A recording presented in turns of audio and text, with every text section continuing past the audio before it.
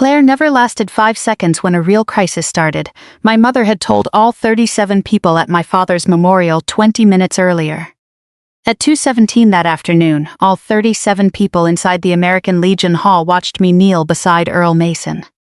One hand was at Earl's shoulder while the other kept time against the center of his chest. Someone had turned off the ceiling fans.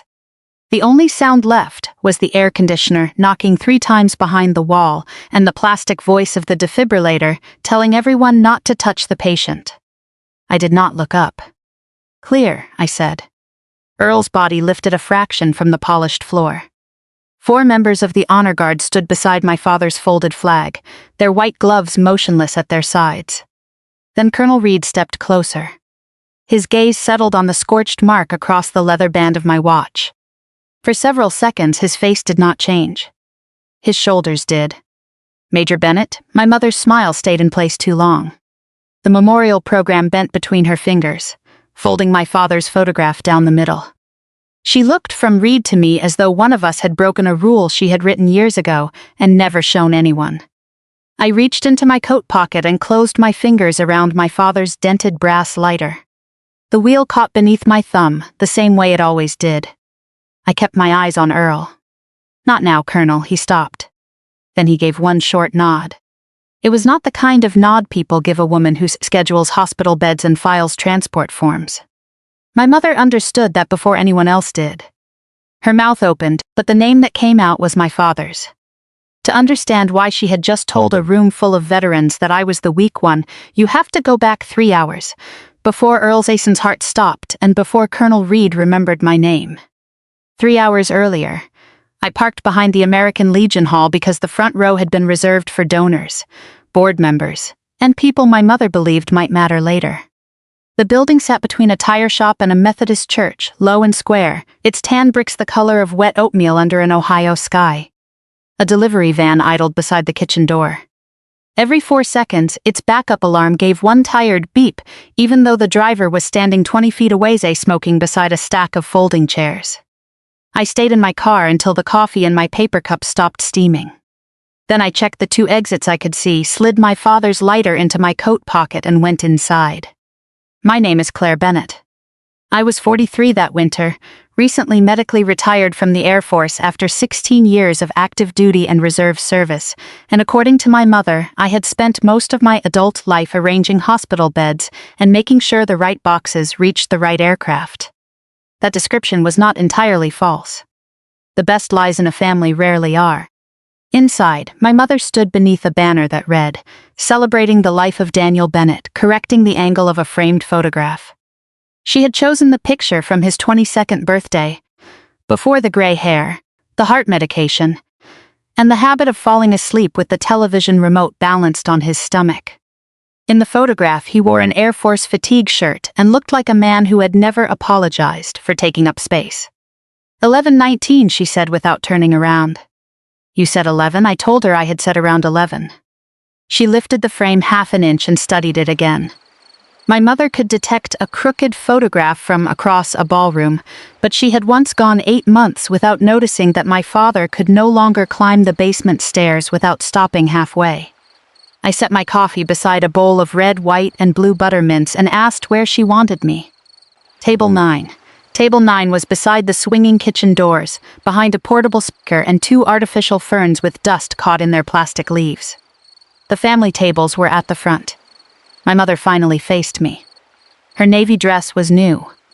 The pearls at her throat had belonged to her mother, though Diane wore them tighter, almost like a collar. She reached up and smoothed the lapel of my coat. "You understand why," she said. I told her I did not.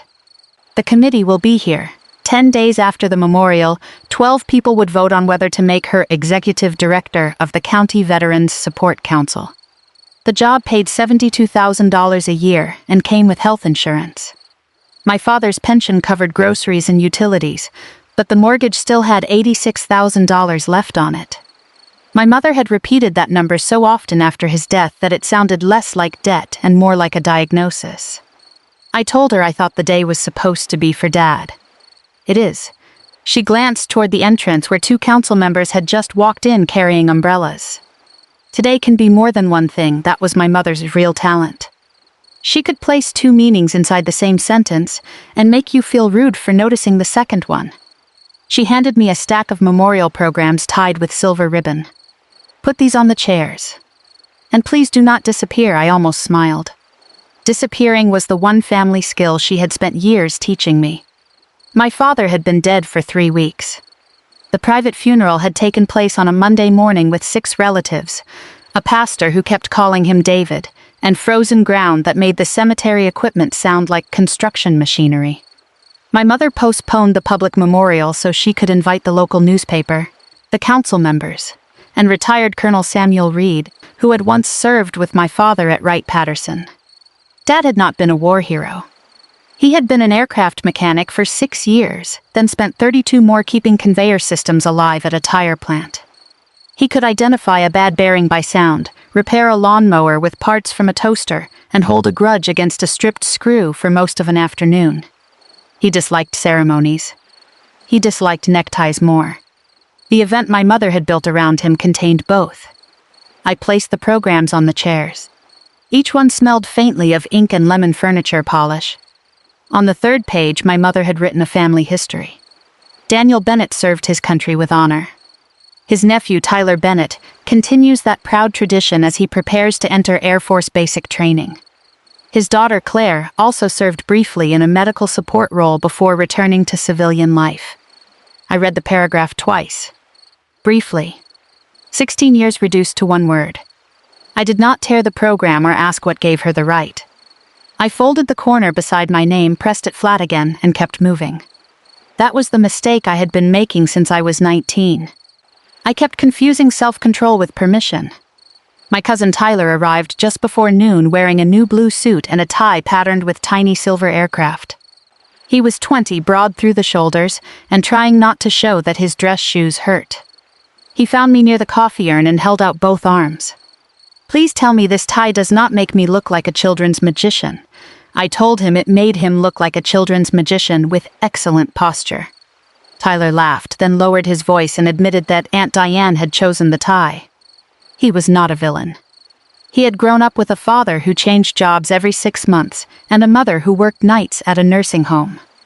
The Air Force was the first decision anyone in his family had treated as important. My mother had taken that hunger for approval and polished it until it reflected well on her. She appeared beside us carrying a box of flag pins. "There he is," she said. "The next Bennett to wear the uniform properly." Tyler's smile tightened. Claire wore it properly. My mother opened the box. Claire did medical administration. That is different. Tyler had given me a clean opening. Instead of using it, I pinned a small flag to his lapel and told him to hold still because he was crooked. My father's lighter pressed against my ribs when I leaned forward.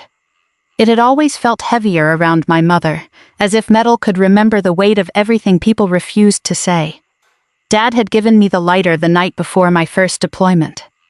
We were sitting at the kitchen table while my mother slept upstairs. He turned it over in his palm, showing me the dent along one edge. "Dropped it off a wing in 1974, he said. "Still works." Then he pushed it across the table. "Carry something that knows the way home." I took it on every deployment after that, though I never smoked. Years later, when his hands began to shake from medication, I used it to light the candles on his birthday cake. He never asked what happened overseas. He only checked that I had come back with the lighter. My mother had never asked about either of us. Cold weather still settled into my left knee, a souvenir from a winter loading ramp at Ramstein, and one of the injuries that had ended my service before 20 years. At home, an Air Force citation embossed with a gold seal remained face down in my desk drawer. Beneath the seal were the words Major Clare Ann Bennett and Critical Care Air Transport Team. My mother had never read it. After enough years, I had stopped offering. Silence was easier until she began using it as evidence. At 12:15, the hall began to fill. Veterans in old unit caps moved slowly between tables. Widows carried foil-covered casseroles no one had requested. A woman from the newspaper photographed the folded flag before asking my mother to stand beside it. Diane rested one hand over her heart and turned toward the better light. I stayed near table 9. A council member named Marjorie Cole stopped beside me while balancing a plate of cheese cubes. She had silver hair cut close around her ears and a small tremor in her right hand. A thin restricted accounts folder rested beneath her plate, with 3 yellow tabs showing along one edge. "You are Daniel's daughter," she said. Then she told me my mother said I had come home early. I came home when my orders ended. Marjorie studied me, then nodded as though she had placed the answer in a drawer. She said my mother had worked very hard on the memorial and on many things lately. Before I could ask what she meant, Diane called her name. Marjorie gave me a thin smile. In nonprofits, when someone starts describing every expense as temporary, you should find out what they think permanent means. Then she walked away. I watched my mother guide her toward the front table, one hand warm on her elbow. Diane knew which widows needed rides, which donors preferred handwritten notes, and which council members wanted to be thanked where other people could hear it. Her care was not fake. That was what made everything harder. She had delivered groceries during snowstorms and spent nights assembling emergency rent applications. But somewhere along the way, helping people had become inseparable from being seen helping them. At 12:40, she climbed onto the small stage to test the microphone. "Claire," she called, and every head within 20 feet turned toward me. She asked me to move Colonel Reed's chair closer to the podium because of an old injury. I moved it. When I reached the stage, she lowered her voice and said she needed the day to go smoothly. I told her I did too. "No surprises," she said. I looked at the memorial program in her hand. The corner beside my name had been folded exactly where I had folded mine. "What kind of surprise are you expecting?" Her fingers tightened around the pages. Then she leaned toward me and spoke in the careful voice she used when she wanted cruelty to sound like practicality. "Just do not correct me today, Claire, the microphone was still on." At 12:58, the microphone carried my mother's last sentence across the hall with enough clarity to make the coffee cups seem louder when they touched their saucers. She stared at the black foam windscreen as if it had betrayed her. Then she smiled and tapped it twice. "Apparently this thing is more sensitive than it looks." A few people laughed because laughter is what polite people offer when they sense a wound and do not want to examine it. I stepped away from the stage. My mother caught my wrist, not hard, but long enough to remind me that she still believed touch could finish an argument. "You know what I meant," she whispered. I did. She wanted the version of the day she had rehearsed. In that version, my father had been a symbol, Tyler had been a promise, and I had been useful only as contrast. I told her the chair was in place. Then I returned to table 9, where the kitchen doors opened every few minutes and released a cloud of steam smelling like ham, canned green beans, and industrial dish soap. Across the room, Colonel Reed entered beneath a row of faded unit flags. My mother moved toward him so quickly that the pearls at her throat clicked together. Samuel Reed was taller than I remembered, though age had folded him slightly toward his left side. He used a dark wooden cane with a brass cap and wore a charcoal suit that fit him the way uniforms fit men who never quite stop wearing them. My mother took both his hands and turned him toward the newspaper photographer before he had removed his coat. Reed accepted it with the patience of someone who had survived worse forms of ceremony. His eyes traveled over the room, pausing at the folded flag, the photograph of my father, and Tyler's aircraft tie. When they passed over me, nothing happened. 16 years had changed my face. The last time he had seen me, both of us had been under red cabin lights, and half of his head had been wrapped in gauze. I did not expect recognition. I was relieved by its absence. My mother introduced him to the council members one by one, giving each name a polished little history. When she reached Marjorie Cole, Marjorie asked whether the council treasurer had approved the final memorial expenses. Diane's fingers tightened around Reed's sleeve. "This is not the time for bookkeeping." Marjorie lifted one shoulder. "Restricted donations do not become unrestricted because the room has flowers." Reed looked from one woman to the other, but my mother was already steering him toward the podium. Lunch began at 1:15. I sat beside Earl Mason, a 71-year-old retired postal worker who had served as an aircraft fuel specialist before I was born. He wore suspenders printed with tiny American flags and kept 3 peppermints lined up beside his plate as if they were tools waiting for inspection. Earl had known my father from the tire plant. He told me Dad once repaired a conveyor at 2 in the morning using a soup spoon and a length of copper wire. "Your mother hated that spoon," he said. I asked how he knew. "She put it in a shadow box after he died." Earl chewed slowly and watched Diane move between the front tables. Then he asked whether I was still flying. The question caught me because he said flying, not serving, working, or doing paperwork. I told him not anymore. He nodded and unwrapped one peppermint. "Daniel said you worked where the coffee floated if somebody hit turbulence wrong." I looked toward the stage. My father had told him that much. Earl slipped the candy into his mouth. He was proud in private. Some men think that counts the same. I turned my father's lighter over inside my pocket until the dent found the base of my thumb. After lunch, my mother began the program with a prayer, followed by a slideshow that used the same 12 photographs in 3 different arrangements. My father holding a wrench. My father beside a lake. My father asleep in a recliner with a paper plate on his chest. The room softened around those images. Even Diane's voice lost some of its public shine when she described the way he whistled without knowing the melody. For 4 minutes, she was simply a widow, Mrs. the man who had left his shoes beside the back door for 41 years. I almost went to sit beside her. Then the slideshow ended on a photograph of Tyler in front of an Air Force recruiting office, and my mother's shoulders changed. She thanked the council for helping military families preserve dignity after loss. She thanked Colonel Reed for representing a standard of service our community desperately needed. Then she called Tyler to the stage. He looked at me before standing. I gave him a small nod because none of this was his fault. My mother pinned a silver set of wings to his suit jacket, even though he had not yet completed a single day of training. The pin belonged to my father. I knew because I had cleaned green oxidation from its back while he was in the hospital.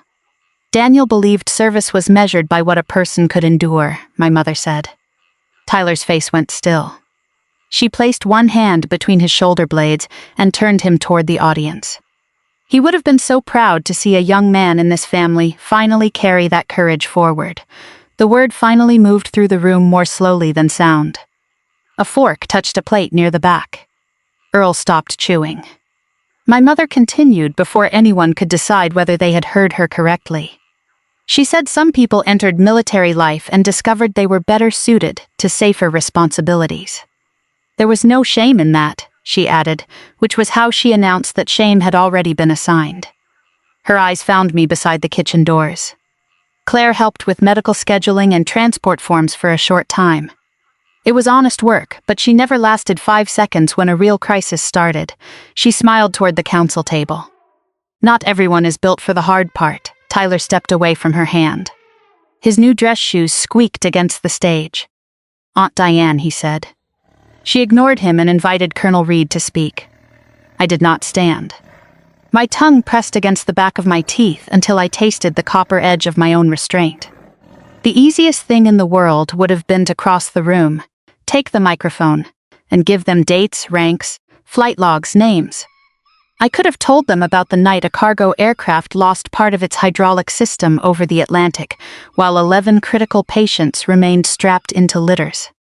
I could have explained what it meant to adjust medication by touch, because the cabin lights had failed, or how loud a human chest sounded beneath your hands when the engines changed pitch.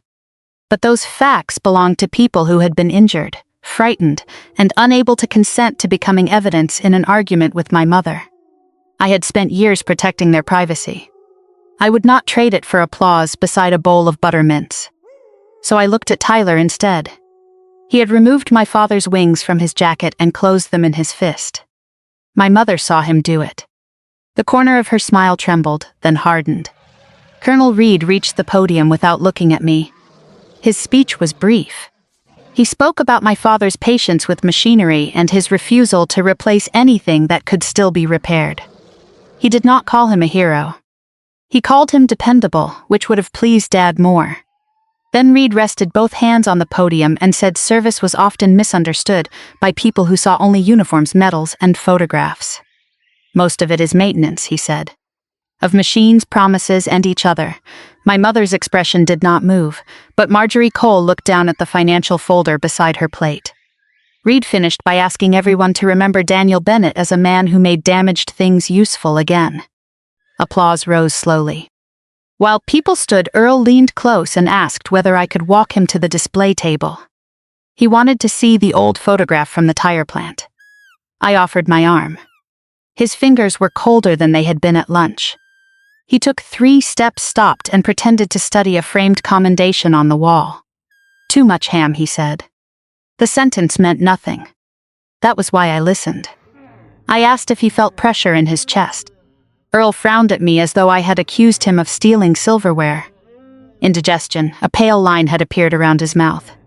His breathing was shallow, and one hand had drifted toward the center of his sternum before he caught himself and used it to straighten his suspenders. I guided him into a chair near the folded flag. He told me not to make a production out of it. Across the hall, my mother was posing beside Colonel Reed and Tyler for another photograph. The camera flash reflected in the glass over my father's picture. I asked Earl whether the discomfort had started before lunch. He said maybe. I asked whether it moved into his arm or jaw. He looked away. That was answer enough. I told Tyler to bring me Earl's coat and asked Marjorie to find out whether the building had an automated defibrillator. My voice had changed without permission. The softness left it. Tyler moved at once. Marjorie did not ask why. Colonel Reed turned his head. My mother reached us before the coat did. "What is happening?" I told her Earl needed an ambulance. She looked toward the reporter, then toward the front doors. "He is sitting up." Earl tried to agree, but the words stuck together. Diane lowered her voice.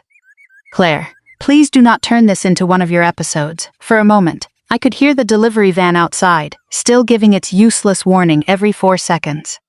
I remembered being 27 and home between deployments when my mother told a dinner table that I had developed nerves around sick people.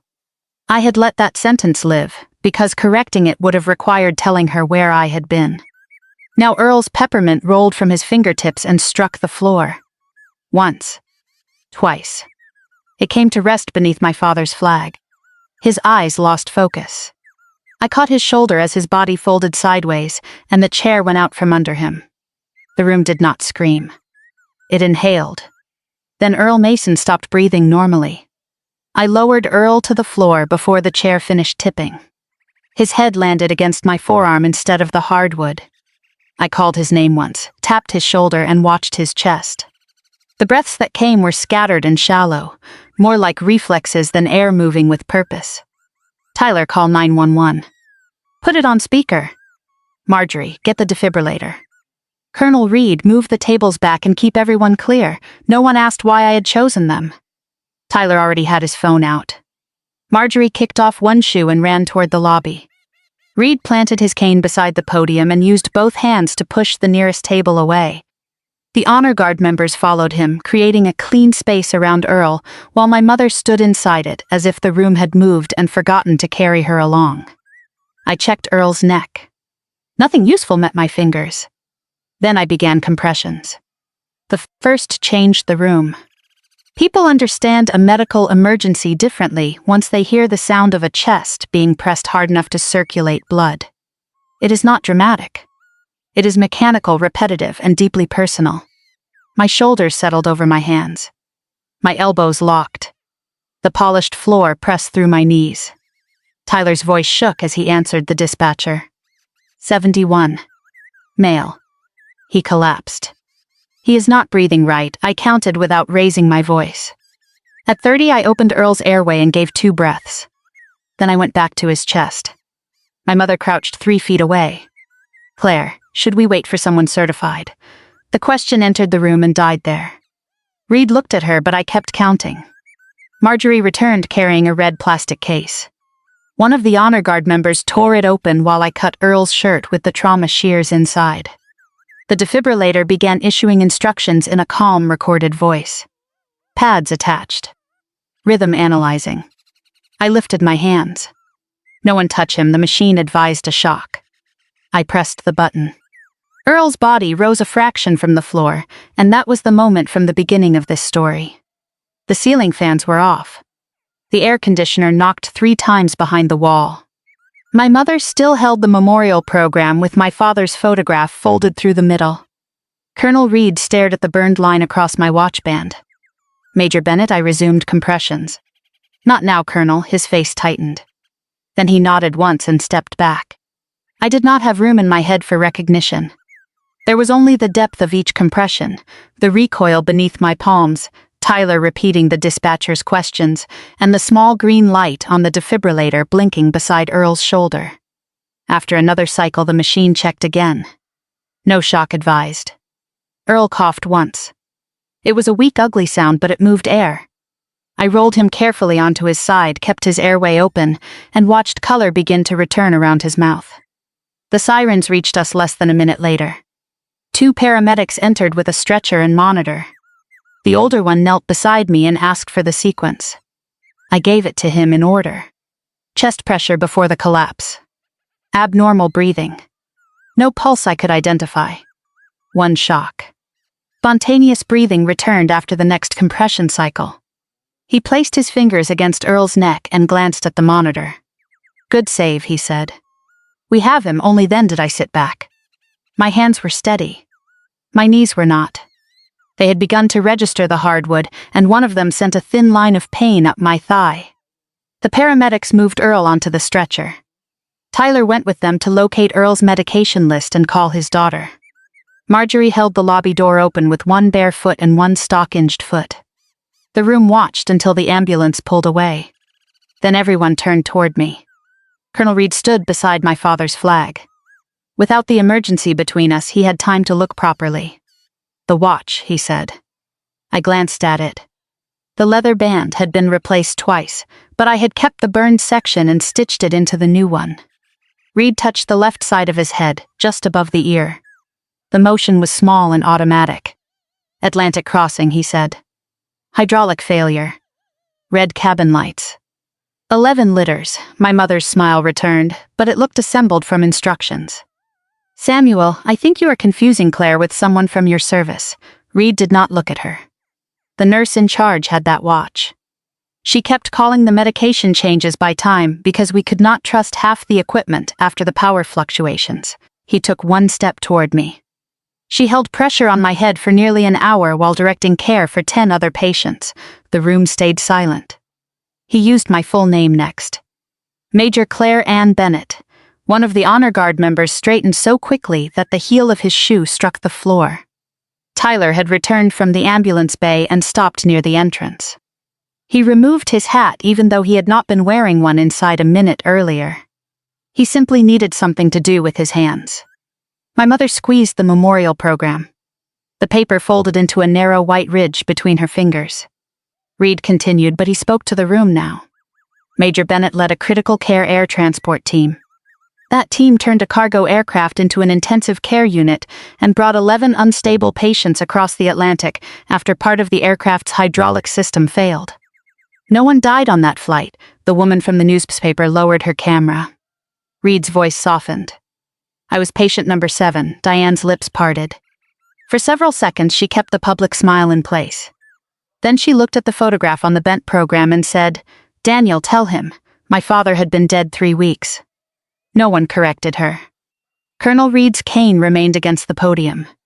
He stood without it, shoulders uneven but firm. Your daughter did not come home early, he told her. She completed 16 years of service and was medically retired as a major.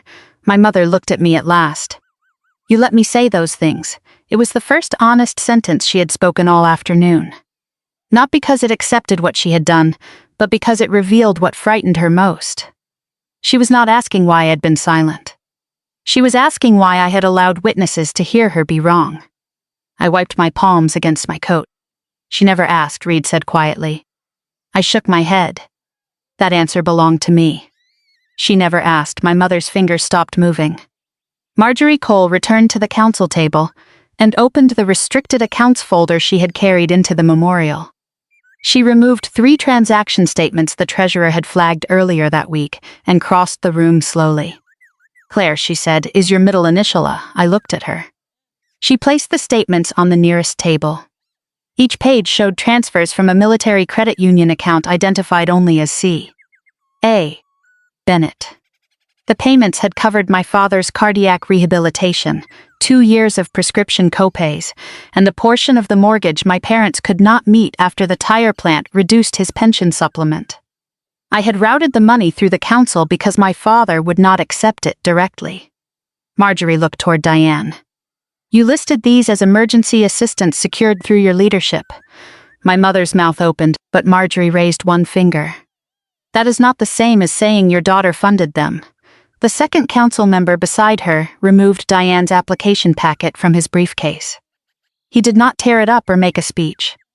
He simply closed the metal clasp and set the packet beneath his chair. That small sound was harder than applause. A neighbor who had recorded most of the memorial turned her phone face down. Tyler placed my father's silver wings on the table between my mother and me. No one moved for several seconds. Then Diane said she needed air. She walked toward the kitchen instead of the front doors, still smiling at people who no longer knew where to look. The swinging door struck her shoulder on the way through because she had forgotten it moved both directions. Colonel Reed retrieved his cane. I should have recognized you sooner, he said. I looked at the empty place where Earl had been lying. You had other things to survive. He nodded, accepting the answer without trying to make it beautiful. Behind us, the air conditioner started again. 3 knocks. This time, no one mistook them for part of the ceremony. My mother stayed in the kitchen until the ambulance was gone, and most of the guests had begun finding reasons to leave. No one announced that the memorial was over. People simply folded their napkins, collected casserole dishes, and moved toward the exits with the careful speed of those escaping a room where they had learned too much. I helped wipe the floor where the defibrillator pads had been opened. It was not my job, but ordinary work gave my hands somewhere to go. Tyler stood beside me holding my father's silver wings. He asked whether I wanted them. They were his, I said. He looked toward the kitchen doors. She put them on me like I had earned them. You did not ask her to. That does not make it feel better. He placed the wings beside the folded flag and left them there. That was the first thing anyone in my family returned without being forced. Colonel Reed waited near the entrance. Before leaving, he gave me a card with his phone number written on the back. He did not offer to tell reporters more about the flight. He did not ask me to attend a ceremony or pose for a photograph. If Earl's family needs a statement, I was here, he said. It was exactly the right offer. Useful, limited, and free of spectacle. Marjorie Cole asked me to remain after the hall emptied.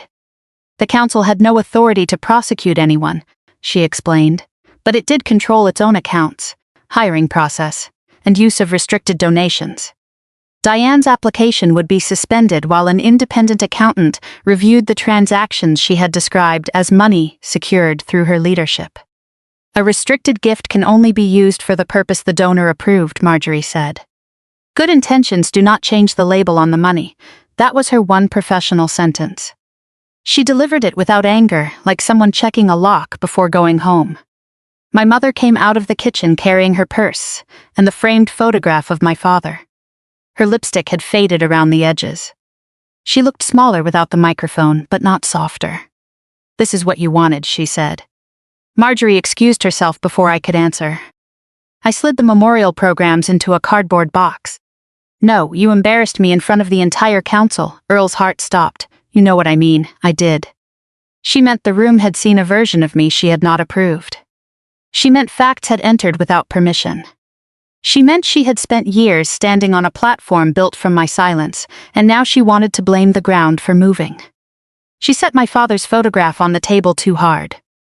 The frame rocked once and settled. You could have corrected me privately. I tried that when I was 26. Her eyes narrowed. You told me not to make you feel stupid in your own house. I do not remember that. I know. That was the problem with families like ours. The person who caused the wound often forgot the exact day. The person carrying it remembered the temperature of the room. 3 days later, the council met in a conference room above the public library. My mother attended with a yellow legal pad and a folder thick enough to suggest innocence could be measured by paper weight. I sat at the far end because Marjorie had asked whether I could identify the transfers from my account. Diane did not deny receiving the money.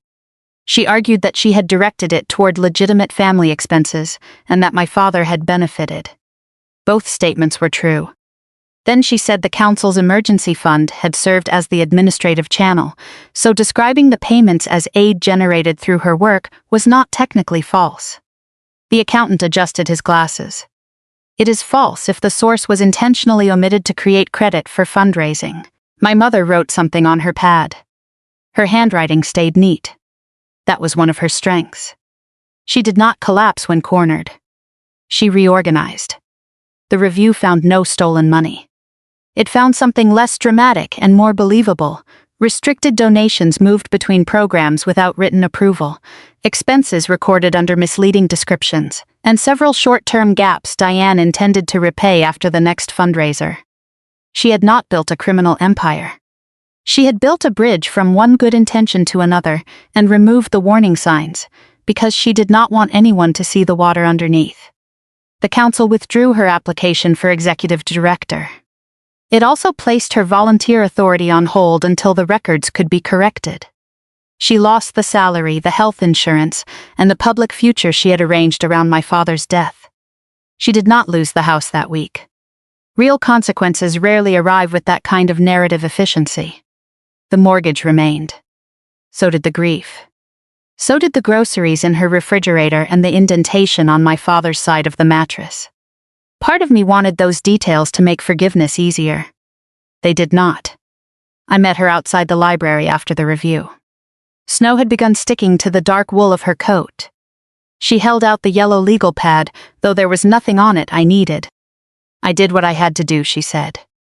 You understand pressure. I looked at the woman who had taught me to hold a family together by shrinking inside it. Yes, I said. That is why I know pressure does not choose for us.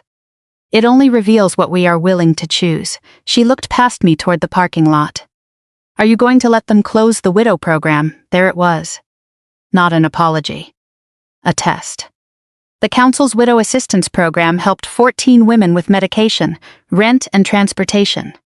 Freezing every account during the review would hurt people who had never heard my name and did not care what rank I had held. My mother knew that. She also knew I would feel responsible. For years, she had mistaken my conscience for a handle. This time, I did not let her use it. I will help the council protect the program, I said. I will not help you protect your position. Her face barely moved, but the legal pad lowered an inch. You would take this from me, no. I am refusing to carry it for you. The snow gathered between us. A city bus sighed at the curb, opened its doors, and closed them again when no one moved. My mother tucked the legal pad beneath her arm. You always did think you were better than us, I almost answered. The old reflex rose fast, ready to explain that I had never thought that I had paid because I loved them, that I had stayed quiet because I did not want my life to become a weapon inside the family. Then I understood something I should have learned years earlier. An explanation is not always a bridge. Sometimes it is more lumber for the cage. I let her walk away. The following morning, I agreed to serve for 60 days as an unpaid transition advisor while the council separated the widow program from the accounts under review. I would help identify legitimate payments, contact donors for written authorization where records were incomplete, and build a process that did not depend on one person's reputation. I did not do it for my mother. I did it because dignity means very little if it only protects the person who can afford to walk away. But for the first time, helping other people did not require me to disappear. And when the council asked whether Diane could remain involved during the transition, I gave them the one answer my mother had never expected to hear from me. No. 60 days later, I carried my father's wooden toolbox into the garage and placed his brass lighter inside the top drawer. The wheel still caught beneath my thumb. I tried it twice. No flame came. For years, I had treated that lighter like proof that home was a place I could return to if I was patient enough.